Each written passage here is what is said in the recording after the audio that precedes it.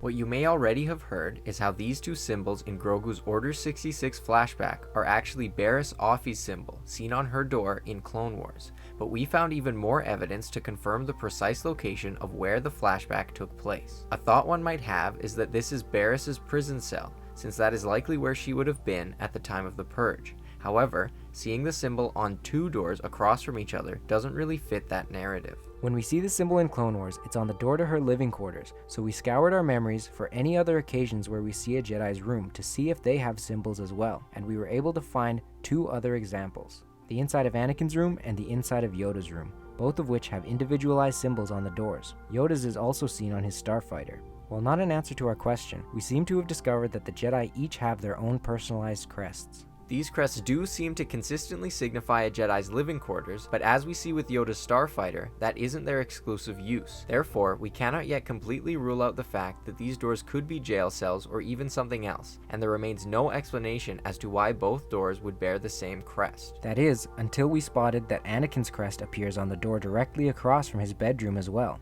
Upon further inspection, we see the exact same occurrence with Barriss's quarters, her crest being on both the door to her bedroom and the door directly across the hall. This format could imply that Jedi have two rooms each, one for sleeping and one for meditating. For proof of this, we need only look to the rooms we just mentioned. Yoda's room only has two meditation seats and a small cabinet, but no bed, whereas both Anakin and Barriss's rooms don't have space for much else other than a bed, so it's reasonable to assume that Yoda has another room where he sleeps, and that Anakin and Barriss each have a room where they meditate, thus giving us an explanation for a second door marked by their respective crests. And sure enough, this format of the two doors with the same crest directly across from one another lines up perfectly with what we see in Grogu's flashback. This confirms that Grogu was right outside of Barriss's old living quarters when the 501st Troopers killed those Jedi in front of him. We also know that Grogu somehow escaped those clones, despite things looking rather dire. Perhaps having her symbol associated to this event is meant as a hint that Barriss was the one who rescued Grogu